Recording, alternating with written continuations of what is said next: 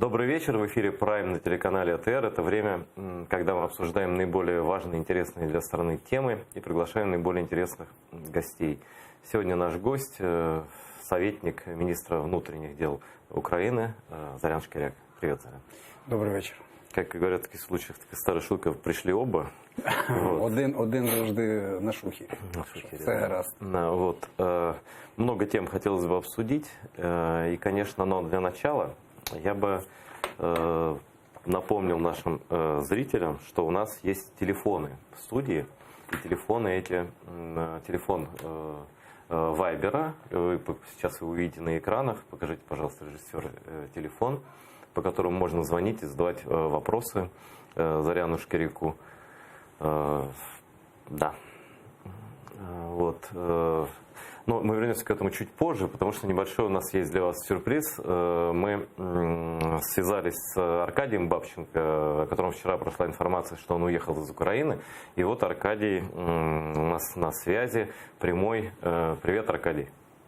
Приветствую, здравствуй. Добрый вечер. Да, вот мы в студии с Заряном Шкиряком, и он, собственно, сразу спросил, что с Бабченко, где Аркадий и так далее, что он делает, все такое прочее. Вот я даже тебе вопросов сильно задавать не буду, потому что вчера, как ты сам смеялся, первая строчка украинского Яндекса была о том, что Бабченко покинул Украину. Я просто хочу, вот, что хочешь про себя сейчас, то и говори, где там, что ты, как ты, вот, рассказывай о своей реакции, о том, что с тобой сейчас. Я хочу в первую очередь сказать Заряну про русскоязычную челюсть, потому что Зарян на самом деле причина того, что я несколько лет думал, ну, ничья комичечная, зоряно ясная, да, ничья комичечная, это понятно, комичечная она ничья. А зоряно ясное было совсем непонятно. А когда вот мы познакомились с Заряном, виртуально, я тогда думал, что зоряно ясная это девушка по имени Заряна, ясная. Только потом, со временем, когда я увидел цветы, я понял, что к чему. Кстати, я тебе хочу показать, где здесь руки. Вот, видишь бумажечку? Ну, видим. Это что? Это рецепт булочек, которые моя дочь привезла с собой в Израиль. Он написан по-украински. Это бумага, когда они впервые встретили сыновья с твоей дочерью.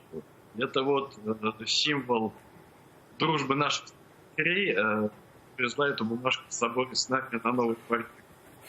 Ну, кстати говоря, по этому поводу, собственно, ты сам все сказал. Я не понимаю в этом какой-то особой новости, не вижу в этом компенсации. Украина страна, когда говорят, считаю, что Бабченко сбежал из Украины, я сбежал из России. А Украина страна, из Украины совершенно спокойно уехать, но пока еще. Я года назад писал, если ситуация будет развиваться в направлении, то собираю шмотки и спать. Ну, ситуация стала развиваться в направлении. Ну, пацан сказал, что я собрал шмотки и спать. Потому что у меня уже нет подвергать свою частью в экспериментах. Давайте комик командующим во время войны. Аркадий, тебя очень плохо слышно почему-то. Через слово мы пропускаем. Может быть, ближе или медленнее говори. Хорошо, я попробую медленнее говорить.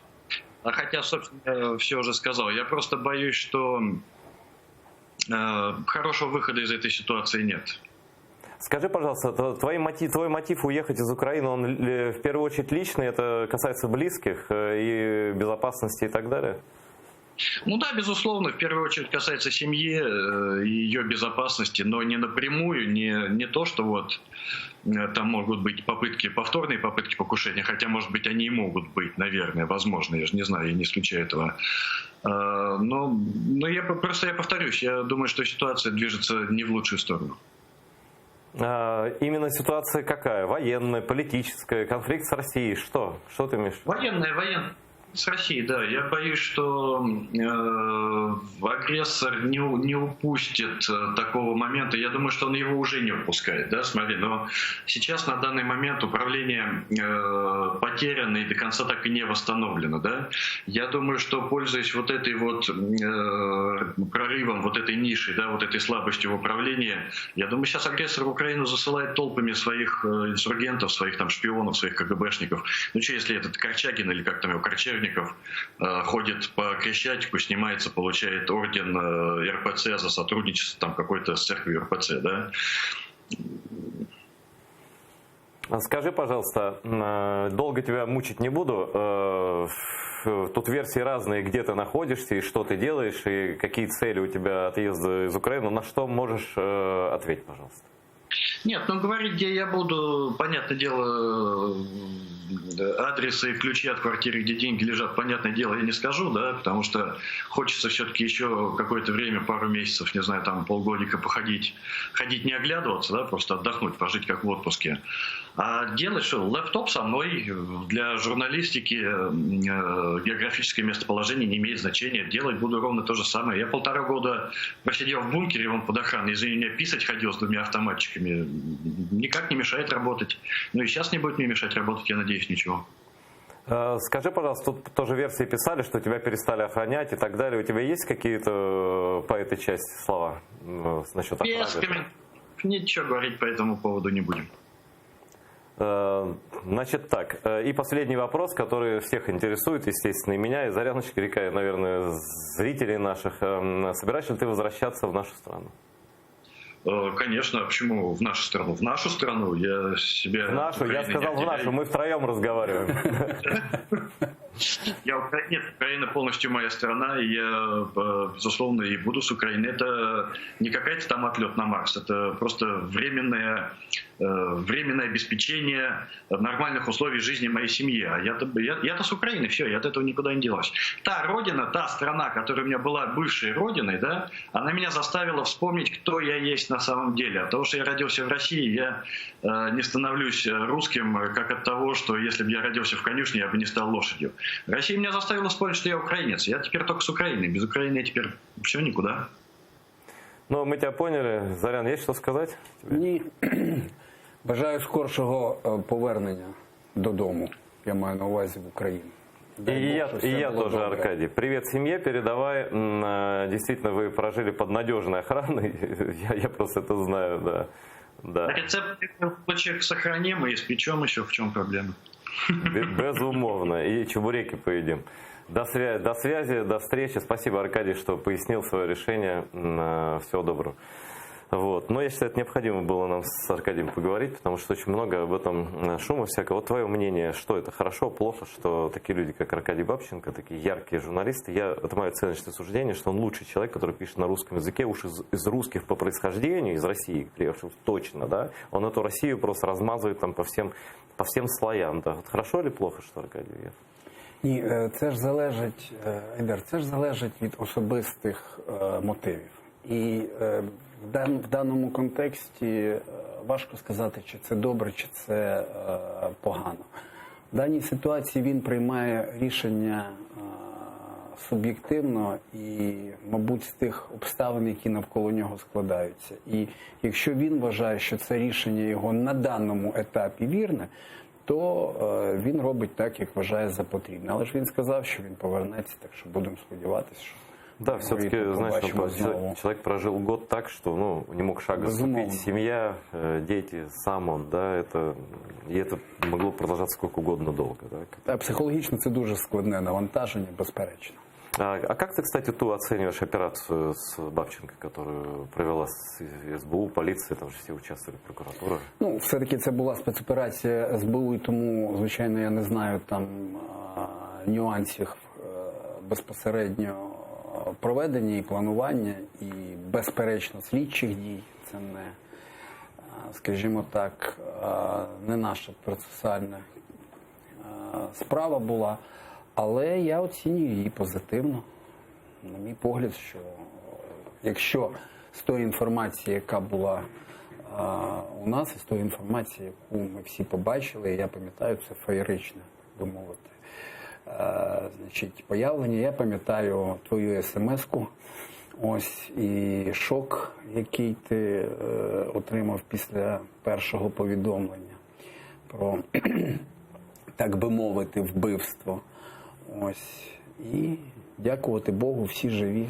Так, я совершенно согласен. Я не понимаю людей, которые обвиняют правоохранительные органы в том, что они спасли человека. Это перевернутый мир для меня. Ну, це ж, знаєш, у нас демократія, кожен будь-яку інформацію, будь-який позитив навіть намагається викривлювати так, як бачить в своїх особистих або ж своїх політичних інтересах.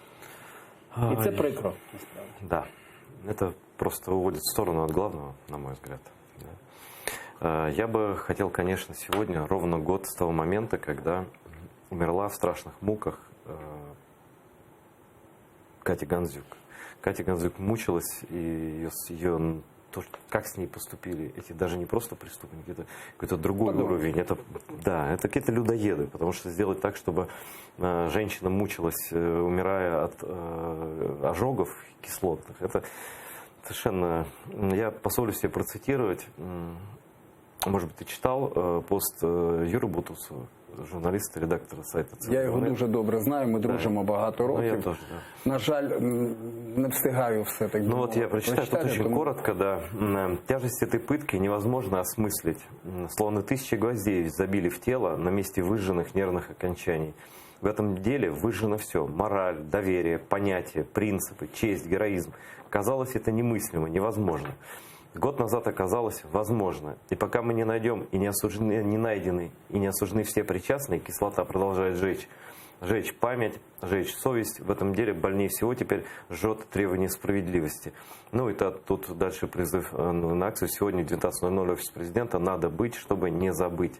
И сейчас эта акция проходит в администрации президента, точнее уже офиса президента.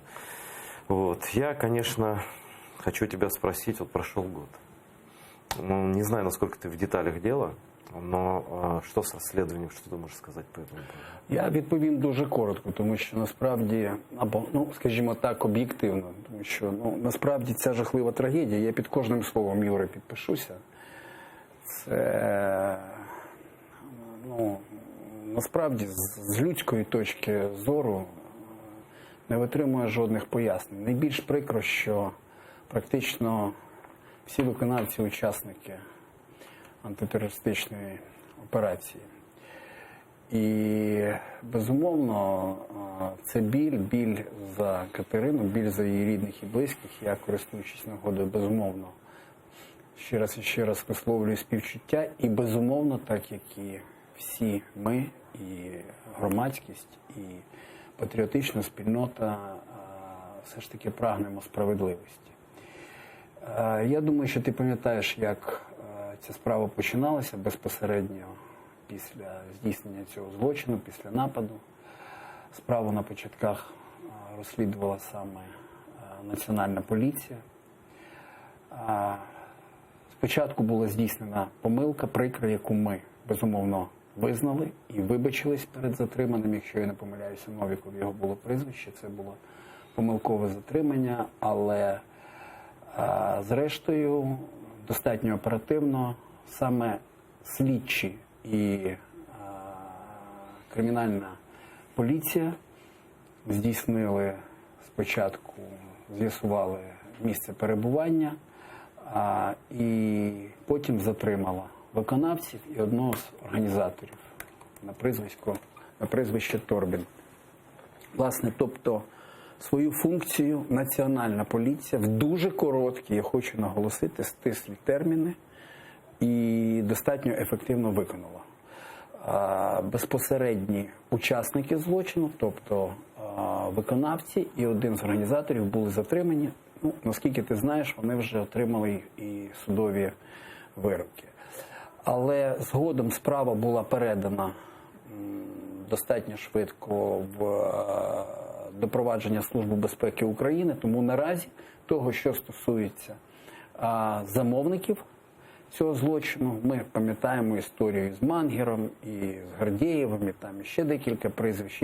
Сьогодні це відповідальність Служби безпеки України, і безумовно мені навіть некоректно це коментувати, тому що абсолютно я не в матеріалах того, як і що відбувається, і мені складно сказати. Єдине, що я знаю з засобів масової інформації, думаю, це ті коментарі, які дає Служба безпеки сьогодні по цій справі.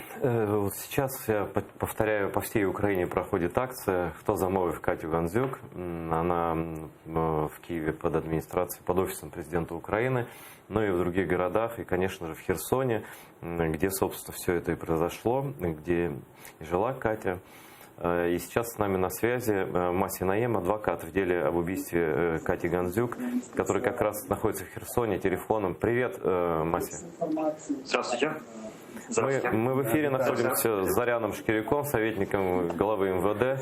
И, конечно, мы хотим от тебя услышать, и зрители наши, что на какой сейчас стадии находится расследование, потому что Зарян говорит, что это сейчас дело это СБУ ведет. И если у тебя информация, как у адвоката по делу, на какой стадии находится дело, почему все вроде как стало, ну так извне смотреть, да, не погружаясь, что как кажется, что все заморожено. Так ли это, но с другой стороны, Рябошапка говорил, что скоро будет что-то, что позволит какие-то новые детали. Что ты знаешь? Что можешь сказать?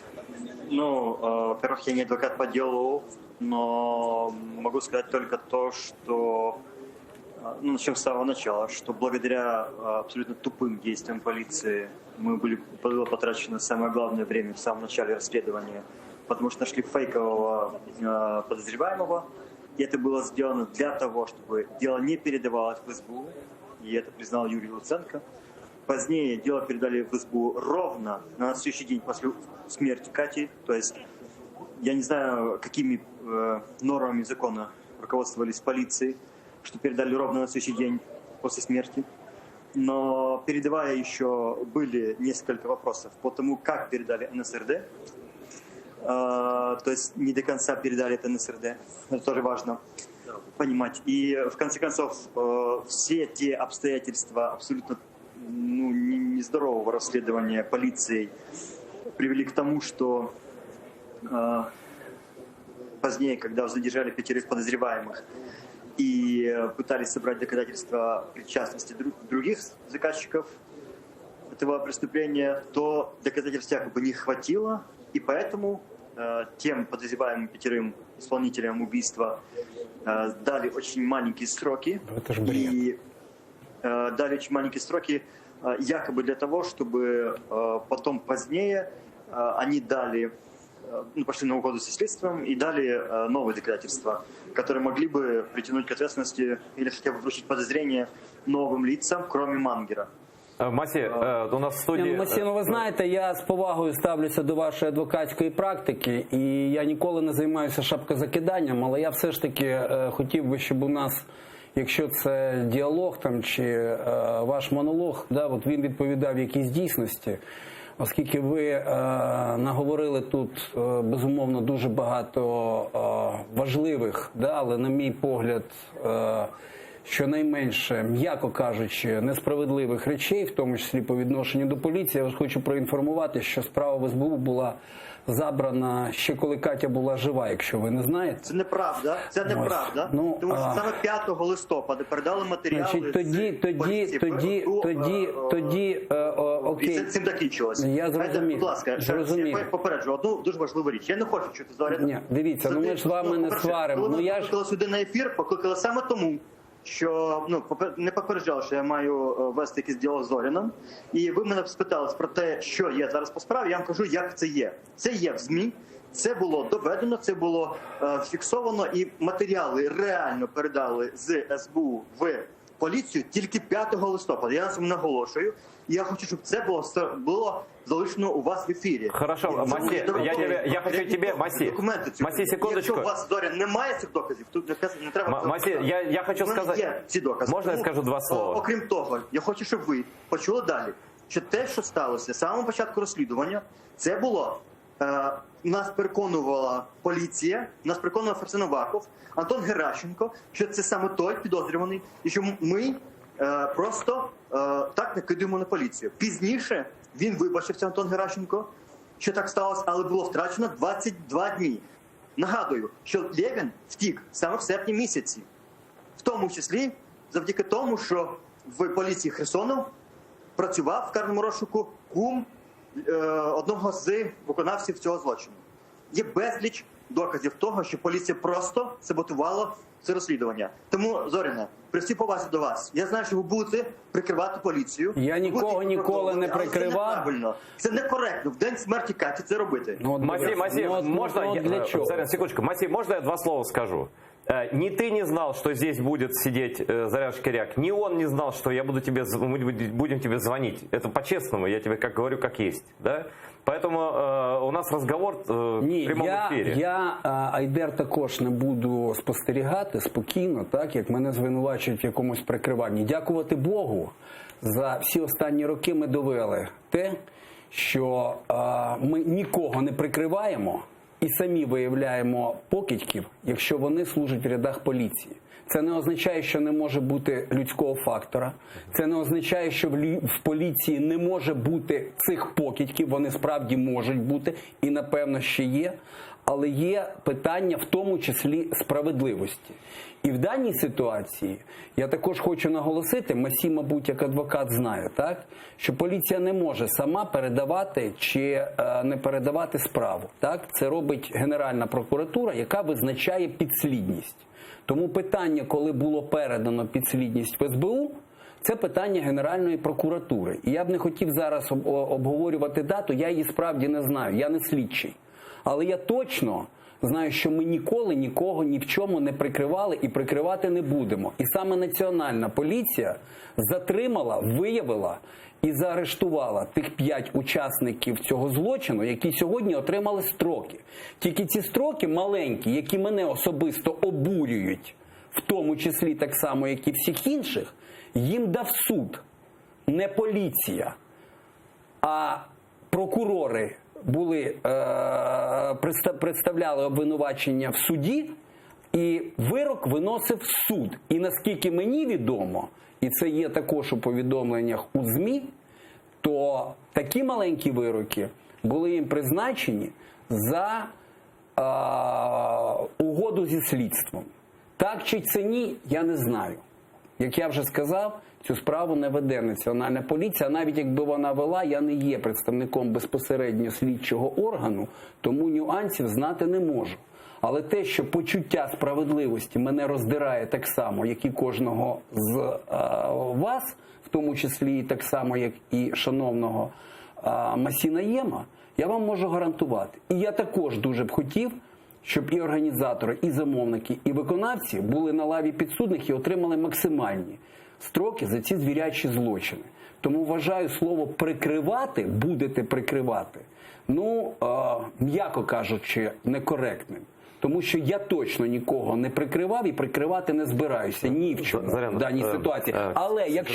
Але якщо буде доведено, що будь-хто з співробітників поліції вчиняв незаконні дії або якимось чином намагався перешкоджати слідству, то я перший, користуючись нагодою і в тому числі на вашому каналі, кричу про те, що він має отримати заслужене покарання, якщо такі факти будуть виявлені. Наскільки я знаю, ГПУ там проводила відповідну перевірку, у мене немає інформації, чим вона закінчилася.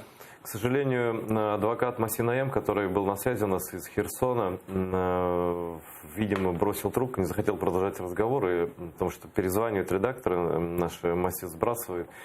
Если кто-то рядом с ним находится, передайте, пожалуйста, чтобы он с номером связался в студии, потому что никто ничего не подстраивал и точно так же не знал о присутствии Заряна в эфире, и Зарян не знал о том, что я буду включать Масі Наєм, и я хотел, чтобы были заданы вопросы, получены ответы. Насправді нічого крамольного не сталося. Ну, да, кожен має право на висловлення своєї точки зору. Просто завжди потрібно до будь-якої ситуації підходити об'єктивно. Я свою точку зору і нашу точку зору вже висловив. І наголошую ще раз на тому, що ті матеріали, про які мені відомо, були передані Служби безпеки, що стосується іншого, мені сказати складно.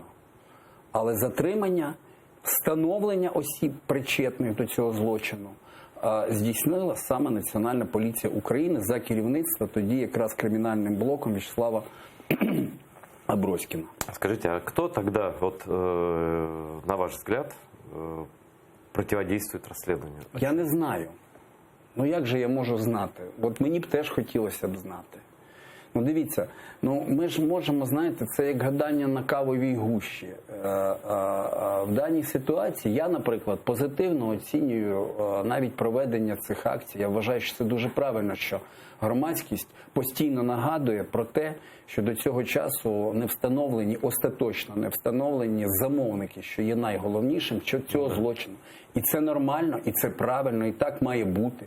До речі, я сам на цьому постійно наголошую. І вважаю, що це мій громадянський обов'язок. Я також хочу знати того, хто стоїть за цим звірячим вбивством. Для мене це також болить. І хочу, щоб це ніколи більше не повторилося. І тому в даній ситуації просто потрібно завжди, знаєте, на терезах зважати одне з іншим і не намагатися йти виключно, знаєте, шляхом тику. От просто тобі плюнули, тебе облили, і ти вже маєш виправдовуватись. Мені, наприклад, виправдовуватись немає в чому. Але тим не менш мені і сьогодні, як я вже вам сказав, прикро і боляче, що на початках була зроблена помилка. Ми вже про неї сказали, і справді Антон тоді публічно вибачився. Я не заявляв від... Но там в Херсоне же наверняка вот эти люди, которые сначала, вот вы же сам говорили, ваше МВД говорило, да, что там наделано, что-то расследование проведено или что-то, как-то их нужно разбирать всю эту историю? Вот, потому что Масина М говорит, что это было препятствие расследованию целенаправленно. Ну, ще раз кажу, ми не можемо самі проти себе. Ви ж знаєте, що є закон, який обмежує дії. Тут повинен, а уже на даному етапі ДБР. І ми, до речі, часто густо просимо ДБР навіть це і повідомляємо першими в ДБР, коли відбувається ситуація за участю співробітника Національної поліції, ми перші повідомляємо ДБР, вони а у вас нет права реагують, законного розслідувати? Самі проти себе не розслідують. Ми можемо, наприклад, Департамент внутрішньої безпеки. Ви кожного дня можете бачити, що там чи там якийсь правоохоронець затриманий чи на хабарі, чи ще на якихось незаконних діях. Але це все здійснюється під процесуальним керівництвом обов'язково прокуратури і зараз уже за участі Державного бюро розслідувань. Так, такий закон. Мне очень жаль, еще раз скажу, что Масин М, адвокат, ушел со связи и не вернулся. Я бы хотел очень, чтобы он еще что-то рассказал нам, но, к сожалению, так получилось. Но тема Каті Гандзюк... І до речі, я останнє скажу, якщо є реальні факти участі або незаконних дій будь-кого з правоохоронців у Херсонській області під час оцих речей, то їх про них потрібно повідомляти. То тоді потрібно, щоб було відповідно проведено розслідування. Я знаю, що, наскільки я пам'ятаю, така перевірка і такі слідчі дії тривали, але якщо це мало місце бути, то вони повинні понести за це покарання. Жодних сумнівів немає. Ну, то есть Масин М и любые другие люди, которые занимаются розслідуванням, допомагають. Я думаю, що вони мають надати цю інформацію відповідно, там хто вже там СБУ, ГПУ, ДБР, хто зараз безпосередньо цим займається, для того, щоб ці факти були виявлені, встановлені, підтверджені або не підтверджені. Еще раз хочу высказать свою поддержку участникам акции, которая сейчас по всей Украине происходит. Это дело никак нельзя оставлять, ни в каком виде. Это такое преступление, такого уровня жестокости и цинизма, я просто не помню. Дело Кати Гандзюк должно было быть раскрыто, и все должны быть покараны. Не только исполнители, которых сдержала полиция, но и люди, которые направляли их совершить это преступление таким еще к тому же зверским абсолютно способом. Спасибо всем, кто сегодня вышел на эти митинги. Я також приєднуюсь до твоїх побажань і до вдячності за громадянську позицію. Следующая тема у нас очень серьезная. Она то, от чего трясет украинское общество, по крайней мере, активную часть уже неделю, больше. это разведение войск в Золотом. И вот главный вопрос, который всех интересует. Меня, любого другого человека, который что-то себе думает про Украину. Ну, мы сейчас внешнеполитический вопрос не будем обсуждать, так как вы советник Министерства внутренних дел. Я у тебя спрашиваю именно по поводу того, что, как я понял, правильно ли я понял, из заявления Арсена Авакова на той неделе, что армия отходит. И на вот 1 километр. Да, на 1 километр. Но вакуума нет, потому что контроль ситуации в этих, пока еще вот в одном районе, но в планах там очень много, населенных пунктов до 35, берет на себя Национальная гвардия Украины и Национальная полиция Украины. Как это сейчас І происходит? прикордонники, які на КПВВ, це також наш підрозділ. Звичайно, да.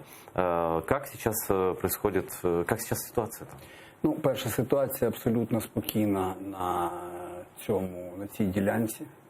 Як ви знаєте, там зараз перебуває безпосередньо на місці заступник голови Національної поліції Вадим Троян, мій побратим, до речі, бойовий, з яким ми познайомилися на війні, колишній воїн-доброволець, заступник командира батальйону Міністерства внутрішніх справ Азов, героїчного, і сьогодні це полк Національної гвардії.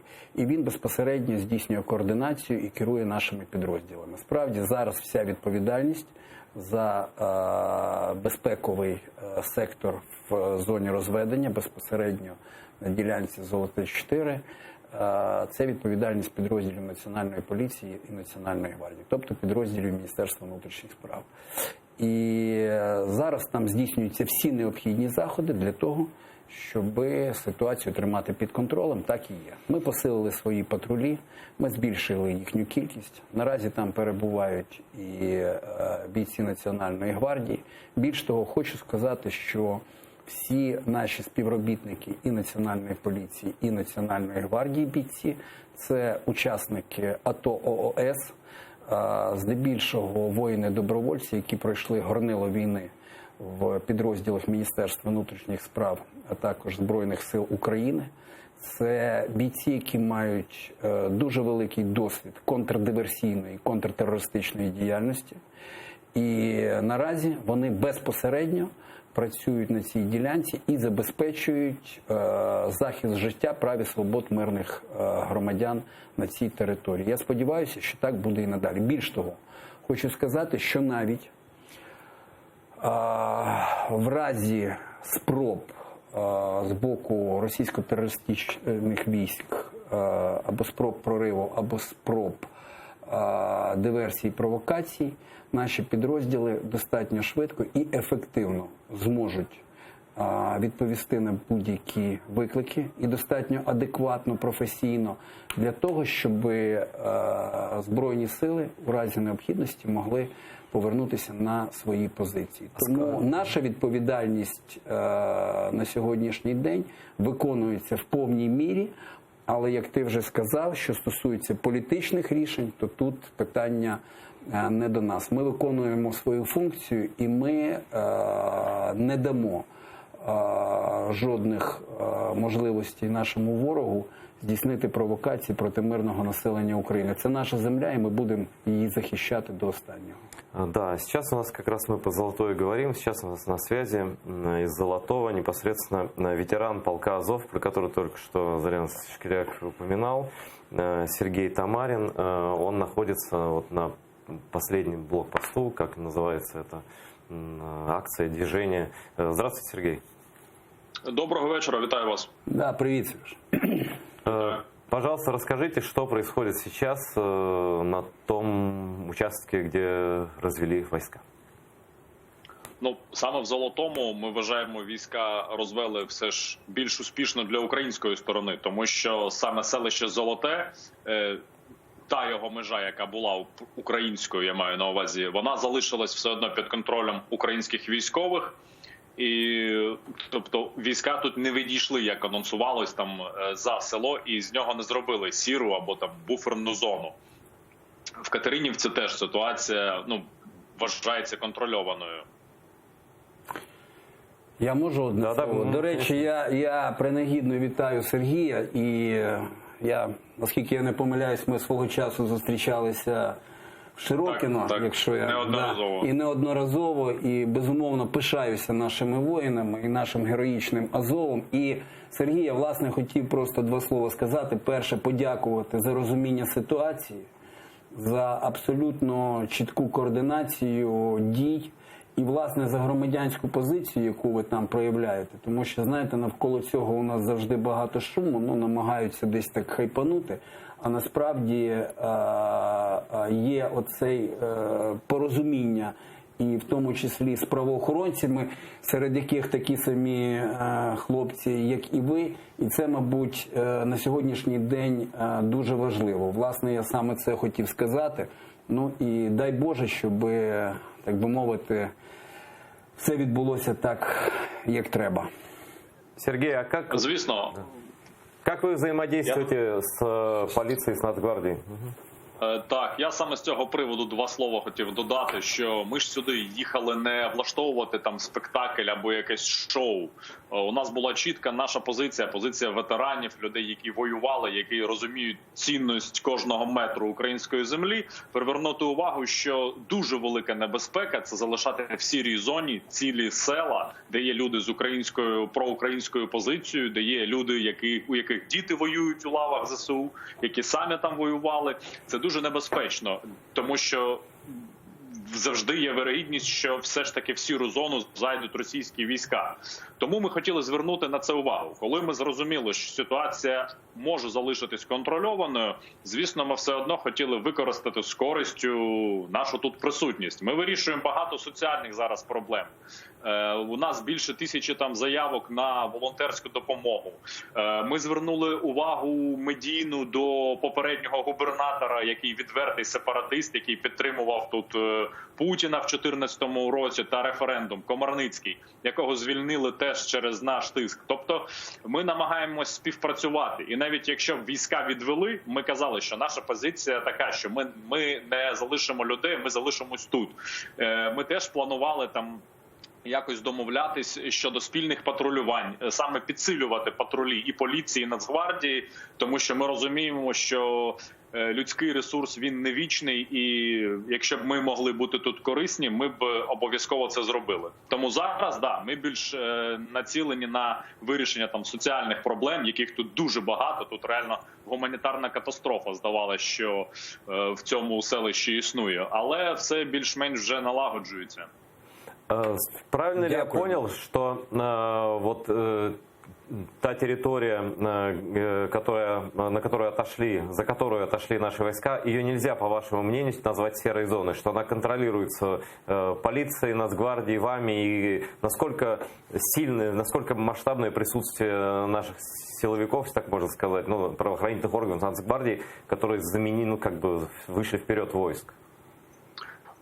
Ні, насправді війська залишились перед селом, тому я вважаю саме через це я вважаю цю ситуацію контрольованою, тому що я не переоцінюю можливості поліції. Я розумію, що військову функцію без бронетехніки, без спеціальних приладів поліція не зможе на пріусах або там на якихось інших автомобілях виконувати так, як би це могли робити військові. Тому я вважаю ситуацію контрольованою, тому що на передніх саме позиціях залишились військові, і підхід до села контролюють саме вони. Тому тут ситуація, тому ми закцентували свою увагу на саме соціальні моменти та на інші міста, де будуть проводитись розведення. Я вже говорив, анонсував, що ми відкрили нову ініціативу «Рейд за мир», і ми будемо саме таким же чином, незалежним оцінюванням, інспектувати ситуацію в містах, де відбувається розведення, майже в усіх, тому що більшість з них дійсно мають важливе стратегічне значення, у більшості з них живуть люди, які теж не повинні полишатись без підтримки. Скажите, пожалуйста, это к вам там, не к вам, в смысле, за эту линию размежевания приезжал депутат так называемой Госдумы, фамилию Журавлев, что ли, его забыл, да? Так, звісно, це було з іншого боку, на межі з нами. Це смішно було спостерігати.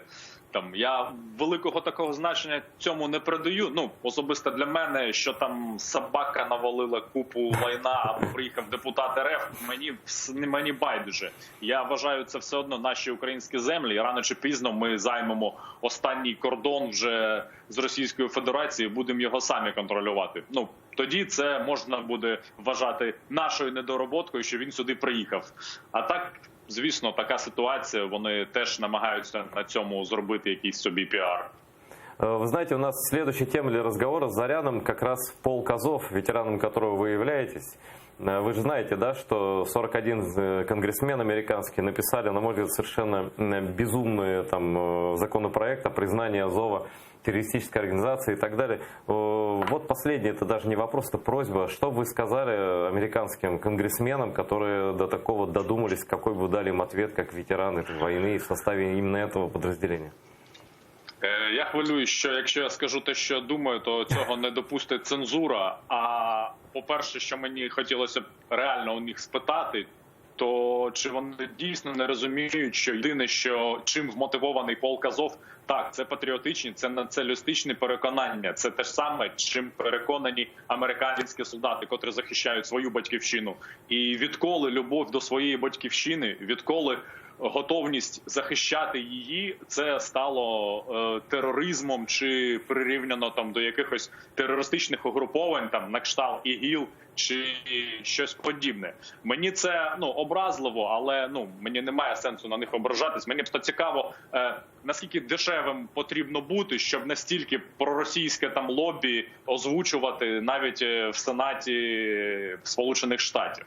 Тому я впевнений, що це, звісно, сподіваюся, що не увінчається якимось успіхом, а тільки їх виставить як дуже таких дешевих конгресменів. Дуже дякую вам, Сергію. Дякую, друже. Слава Україні! Героям слава! Героям слава! С нами на связи из Золотого был ветеран полка Азов, участник акции «Последний блокпост» Сергій Тамарін. Ну і от... Бачиш, світ тісний. Ми справді кілька разів з Сергієм перетиналися під час активних бойових дій Широкіна. Це, напевно, 15-16 рік. Тому приємно його було бачити і приємно було чути абсолютно нормальну, адекватну оцінку тієї ситуації, яка сьогодні відбувається в Золотому. Без зайвого хайпу, без, так би мовити, надуманности. Ну, я как понял из слов Сергея, что серой зоной не стал ни один украинский дом. Это ключевой момент. Да? І більш того, сьогодні ситуація абсолютно контрольована підрозділами Міністерства внутрішніх справ, які наразі перебувають там і працюють в посиленому цілодобовому режимі. А можно ли сказать, все-таки география разные села, да?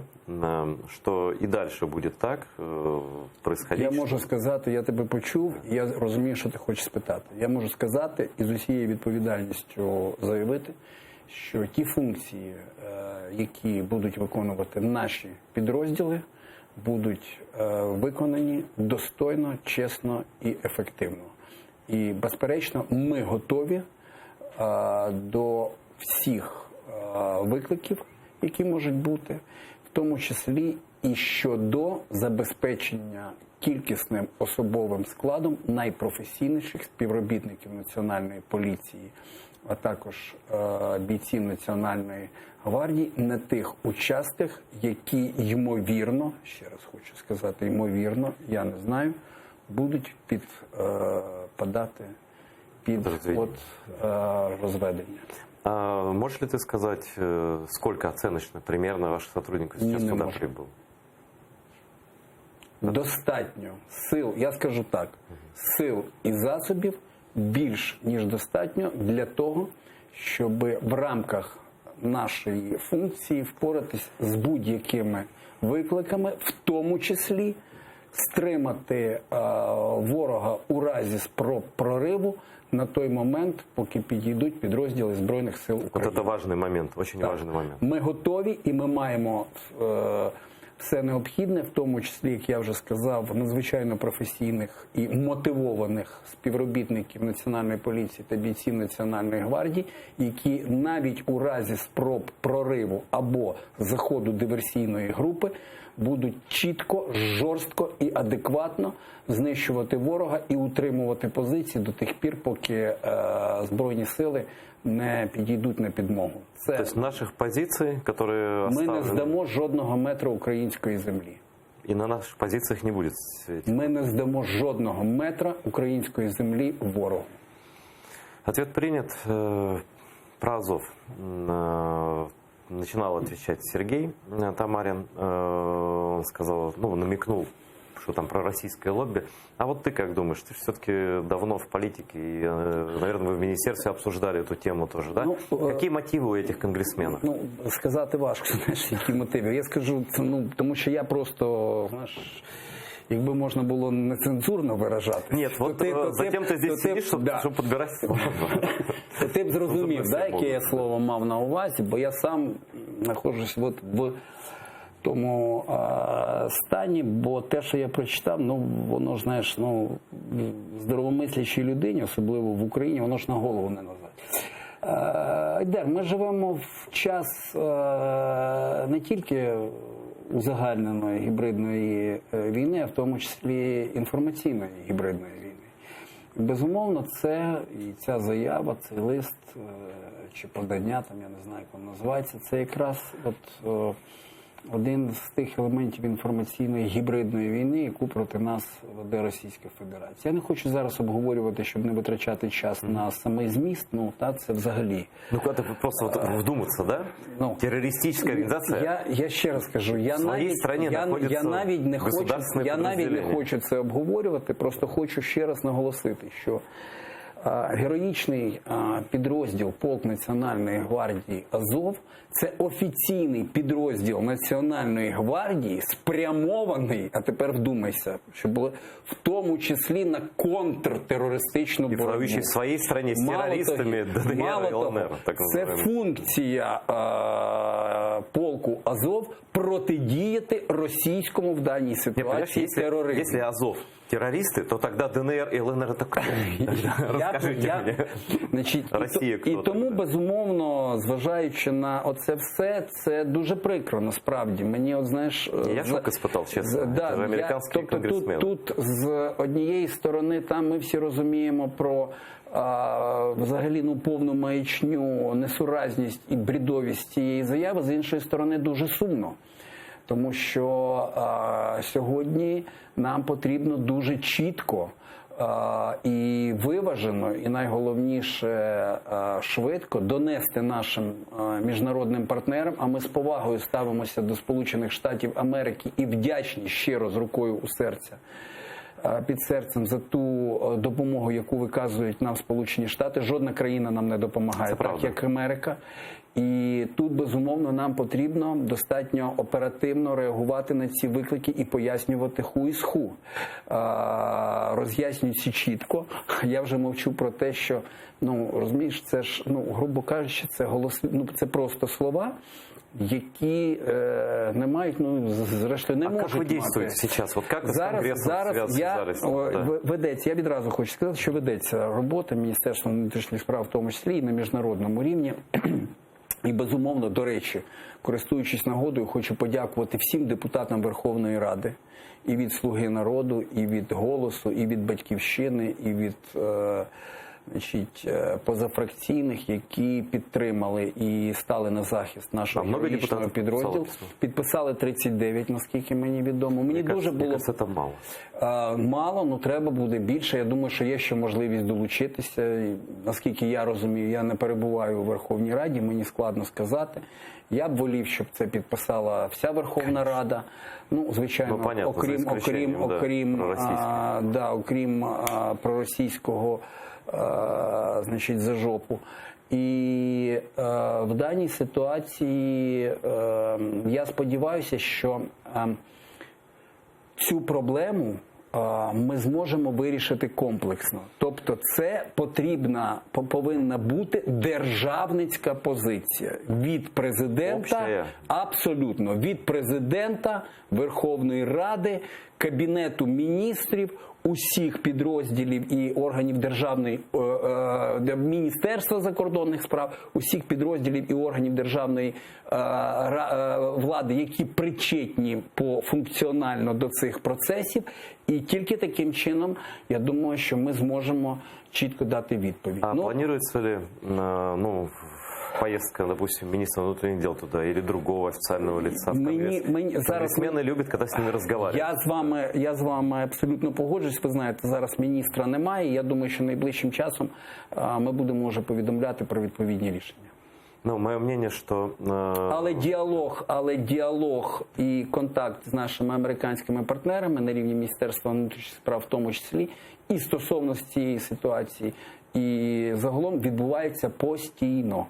Это правильно, потому что это 100% российская атака, потому что рассказать такие сказки американским конгрессменам, это надо приложить усилия. Уж не знаю какие, но вот вам и Russia Today, который вещает свободно в Америке, и, кстати, в других европейских, в других западных странах, да, вот вам все эти российские выступления, и в итоге 41, я подчеркиваю, 41 американский конгрессмен поверил в то, что полк Азов, регулярное воинское формирование вооруженных сил Украины, национальная гвардия, но все равно в целом все это вооруженные силы Украины, если неформально об этом говорить, хотят приравнять к Аль-Каиде. Это, конечно, нужно что-то делать, и эта борьба на уровне Конгресса, она должна быть, и надеемся, что все будет нормально, потому что это просто перелом мозга. Полк Азов воюет за Соединенные Штаты здесь, воюють за весь Запад. За весь цивілізований світ, я б сказав, протидіючи сьогодні найбільшому, я думаю, планетарному злу, це російському тероризму і російським гібридним атакам на всіх можливих геополитичных рівнях. Я, кстати, замечу, что ни ДНР, ни ЛНР, от имени которых якобы даже самолет сбили, да, хотя понятно, что сбила Россия, почему-то нет петиции в Конгрессе о признании их террористами. Їх терористичними, да. А насправді це абсолютно, от вони якраз чітко за всіма міжнародними канонами підпадають під террористичні організації. Ну, живем, конечно, в перевернутом каком-то орловском мире, Зарян, сейчас. Я розумію, про що ти кажеш, і мені самому досить важко це все сприймати. Подтверждением этой перевернутости мира является судьба Виталия Маркива, наш нацгвардеец, человек, который воевал за нашу страну, уже после того, как пришел с войны, поехал в Италию и попал, даже как это назвать, вот 24 года приговор, ну, наверное, все знают, но кто не знает, за то, что якобы он участвовал в убийстве итальянского фотографа, который приехал снимать войну и, к сожалению, погиб. Да?